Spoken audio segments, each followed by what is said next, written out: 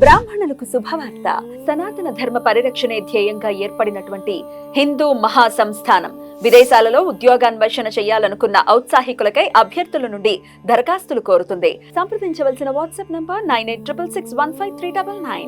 నమస్తే, welcome to our channel. నేను పద్మిని. ప్రస్తుతం పాటు ప్రముఖ ఆధ్యాత్మికవేత్త, astrologer, life coach doctor Sudha గారు మనతో పాటు ఉన్నారు. మాట్లాడదాం. నమస్కారం అండి. నమస్కారం. సుధా గారు, కుజ స్తంభన జరగబోతోంది అనేది వింటూ ఉన్నాం. అవును. ఏంటండి కుజ స్తంభన?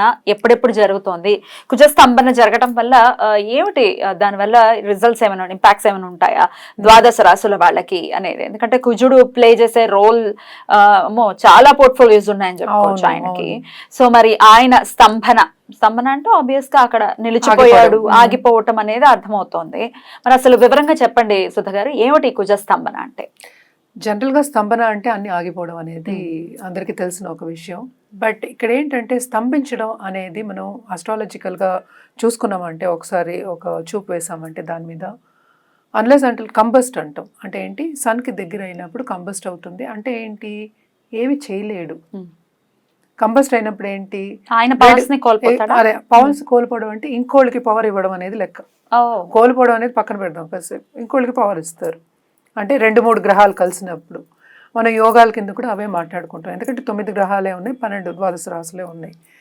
అలాగే మనం చూసాము అంటే ఇంకోటి దీంట్లో ఏంటంటే పార్ట్ ఏంటంటే నీచపడ్డం అనేది చెప్పుకుంటాం. ఎప్పుడు స్తంభిస్తారు? అసలు ఎవరైనా డిప్రెషన్లో ఉన్నప్పుడు స్తంభించిపోతారు.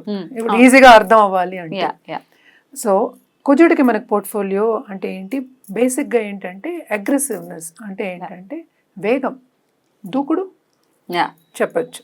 సో ఈ దూకడం అనేది తగ్గుతుంది. మంచిదే కదా. అయితే అంటే అన్నిటికీ కుదరదు అది. Correct correct. అన్నిటికీ ఒకటే మాట్లాడుకోకూడదు కదా.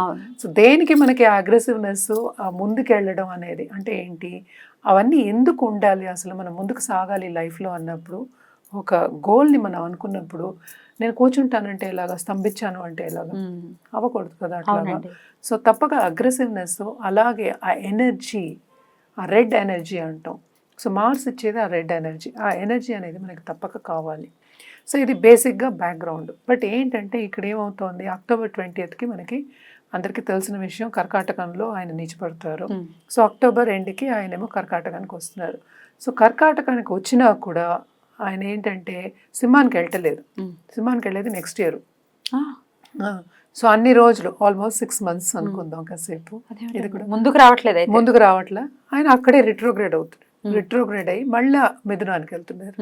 మిథునానికి వెళ్ళి మళ్ళా డైరెక్ట్ అయ్యి మళ్ళా వస్తున్నారు. ఇదంతా ఎప్పుడు జరుగుతోంది, జనవరిలో జరుగుతోంది. అంటే ఏంటి, మనకి అక్టోబరు, మళ్ళీ తర్వాత మనం తీసుకున్నాం 45 days ఉంటారు.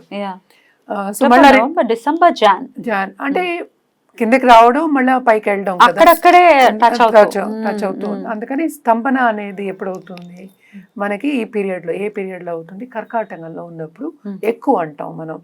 కానీ అక్కడక్కడ రిట్రోగ్రైడ్ అయి తిరుగుతున్నారు కనుక ఆయన పాజిటివ్ రిజల్ట్స్ ఇవ్వడం అనేది తక్కువ అవుతుంది.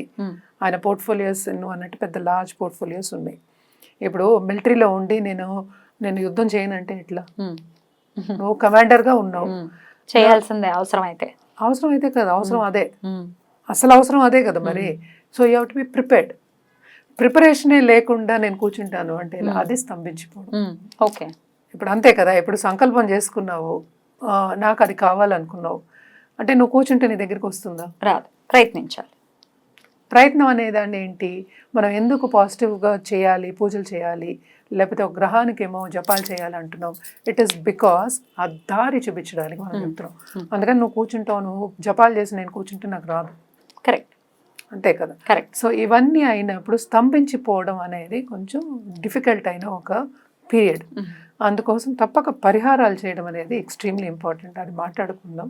బట్ జనరల్గా చూసాము అంటే మార్స్ స్తంభించిపోయిన, మార్స్ ఒక కుజుడు ఏదైనా ఒక బ్యాడ్ పొజిషన్లో ఉన్నా, లేకపోతే నీచ స్థితిలో ఉన్న, దాంపత్య జీవితం అంటే మంగళకారకుడు మనకి తెలుసు.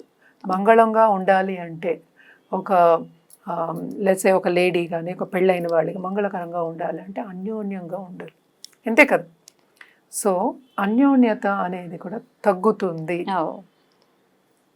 స్తంభించిపోయినప్పుడు. ధైర్యం తగ్గుతుంది, అలాగే ఏదైనా అసెప్టివ్నెస్ అంటాం, అంటే ఏంటి, నేను చేయగలను అనే సెల్ఫ్ కాన్ఫిడెన్స్ తగ్గుతుంది. అది తక్కువ. ఇవన్నీ కొన్ని ప్రాబ్లమ్స్ ఉంటాయి కనుక స్తంభించిపోవడం మీద అంత దృష్టి పెడుతున్నాం మనం. సో ఇవన్నీ ఏంటంటే ద్వాదశ రాశుల వారికి డిఫరెంట్గా ఉంటుంది. మనం మాట్లాడుకునేది ఏంటంటే గోచారమే, అది ఒక 6 నెలలకి.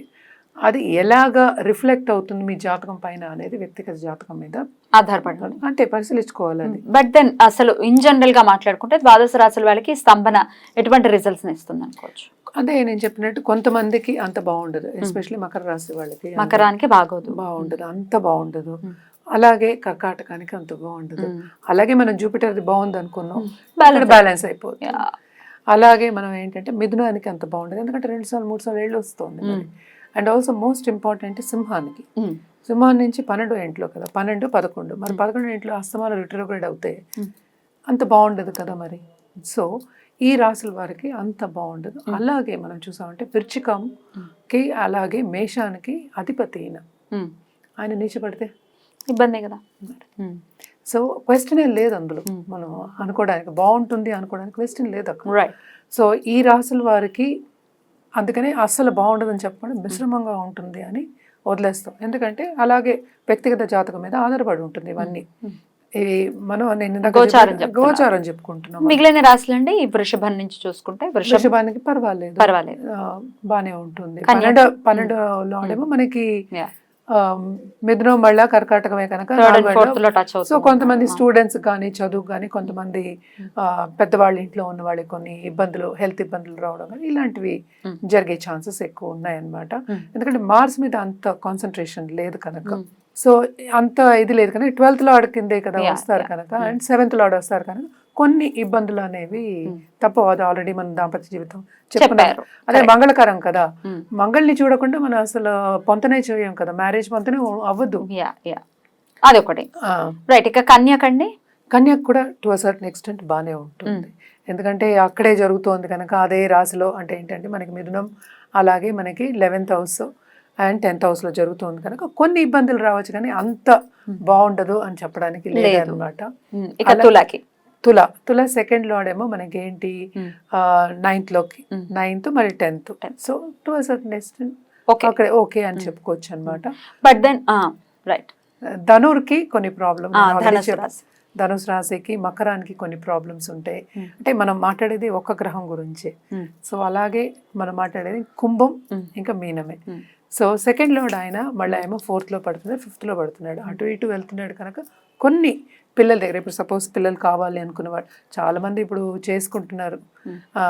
ఏంటంటే బయటకు వెళ్ళి చేసుకోవడం న్యాచురల్గా తక్కువ మంది, అంటే వెయిటింగ్ పీరియడ్ అనేది కొంచెం కట్ చేద్దామని. సో ఇలాంటి ఇబ్బందులు కొన్నిసార్లు డాక్టర్ దగ్గరికి వెళ్ళడం, హెల్త్ ఇష్యూస్ రావడం, ఇలాంటివి ప్రాపర్టీ ఇష్యూస్ రావడం, ఇలాంటివన్నీ కొంచెం చిన్న చిన్న ప్రాబ్లమ్స్ ఉంటాయి. సంపద దగ్గర ప్రాబ్లమ్స్ రావడం, కుటుంబ పరంగా ప్రాబ్లమ్స్ రావడం, హెల్త్ ఇష్యూస్, అది మనకే అవ్వచ్చు, లేకపోతే మనతో పాటు ఉన్న కుటుంబ సభ్యులకి అవ్వచ్చు, అలాగే ఎక్స్టెండెడ్ ఫ్యామిలీకి కూడా అవ్వచ్చు. వ్యక్తిగత జాతకం మీద ఆధారపడి ఉంటుంది. సో ఇవన్నీ కూడా ఇట్లాంటి రిజల్ట్స్ ఇస్తుంది కాబట్టి అందరూ కూడా చేసుకోవాల్సినటువంటి పరిహారం ఒకటి చెప్పేసేయండి. అదే ట్యూస్డే రోజు తప్పక దుర్గాదేవికి పూజ చేయడం, ఎస్పెషలీ ఎర్ర పువ్వులతో పూజ చేయడం. అలాగే ఏంటంటే మనకి దుర్గా చాలీసా చదువుకోవడం వెరీ వెరీ ఇంపార్టెంట్. కుజ జపం చేసుకోవడం, నవగ్రహ స్తోత్రం అనేది ఎవరైనా చదువుకోవచ్చు, తప్పక చదువుకోండి ఎవ్రీడే. నిత్యం పూజ చేసుకోవడం అనేది, నిత్యం దుర్గాదేవికి పూజ చేస్తాను. నేను ట్యూస్డే చెప్పాను శక్తి రూపం, ఎందుకంటే ఎప్పటికైనా కుజుడికి మనం 2 చెప్తాం, సుబ్రహ్మణ్య స్వామి చెప్తాము, కార్తికేయ చెప్తాం, అలాగే మన దుర్గాదేవి చెప్తాం. ఏదైనా ఎందుకంటే దుర్గాదేవి ఎందుకు చెప్తే ఉగ్ర రూపాలు మనం చెప్పినప్పుడు మనకి తొందరగా పనులు అవుతాయి. ఉగ్రానికి ఉన్న స్పీడ్ దేనికి లేదు. సో ఆ స్పీడ్ కావాలి కనుక మనం దుర్గాదేవిని ఫస్ట్ శక్తి రూపం చెప్పుకున్నాం.